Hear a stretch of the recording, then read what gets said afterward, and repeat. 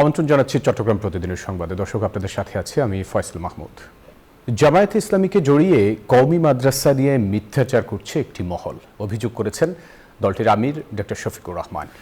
শনিবার কুমিল্লায় কয়েকটি স্থানে নির্বাচনী জনসভায় যোগ দেন তিনি।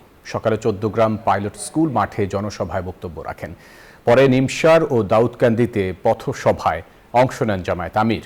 বলেন, এদেশের মানুষ আর একদলীয় শাসন দেখতে চায় না।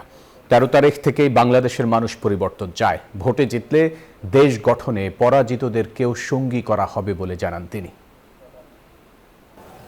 আমরা আর কোনো আধিপত্যবাদকে মানব না, আমরা আর কোনো ফ্যাসিবাদ দেখতে চাই না, আমরা আর কোনো দুর্নীতিগ্রস্ত সরকার এই দেশে দেখতে চাই না।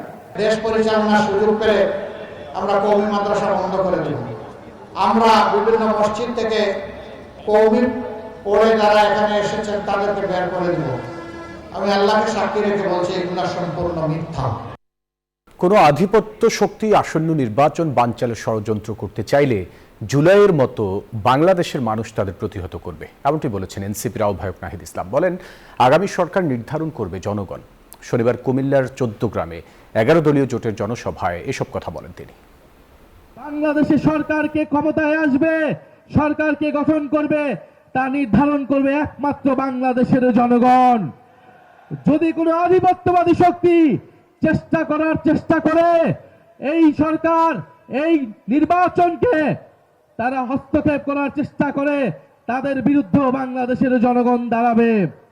ত্রয়োদশ জাতীয় সংসদ নির্বাচনের প্রচারণার 10ম দিনে সারা দেশে সভা সমাবেশ ও গণসংযোগ চালাচ্ছে বিভিন্ন দলের প্রার্থীরা।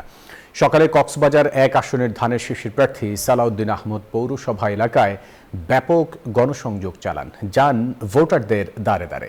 এদিকে সকাল 10টা থেকে রাজশাহীর পঞ্চবটি এলাকায় প্রচারণা চালিয়েছেন রাজশাহী 2 সদর আসনের জামায়াত প্রার্থী ডাক্তার মোহাম্মদ জাহাঙ্গীর। রাজশাহী 3 আসন বিএনপির প্রার্থী অ্যাডভোকেট শফিকুল হক মিলন বিভিন্ন এলাকায় গণসংযোগ ও পথসভা করেছেন। এদিকে রাঙ্গামাটিতে জনসেবা অনুষ্ঠানে জনগণের কাছে ভোট চান বিএনপি মনোনীত প্রার্থী দীপেন দেওয়ান। পিরোজপুর 1 আসনের প্রার্থীদের নিয়ে জনগণের মুখোমুখি অনুষ্ঠান আয়োজন করে সুশাসনের জন্য নাগরিক। এদিকে আইন শৃঙ্খলা রক্ষা ও শান্তিপূর্ণ ভোট গ্রহণ নিশ্চিত করতে দক্ষিণ পশ্চিম রিজিয়ন যশোরের বিভিন্ন এলাকায় বিজিবি মোতায়েন করা হয়েছে।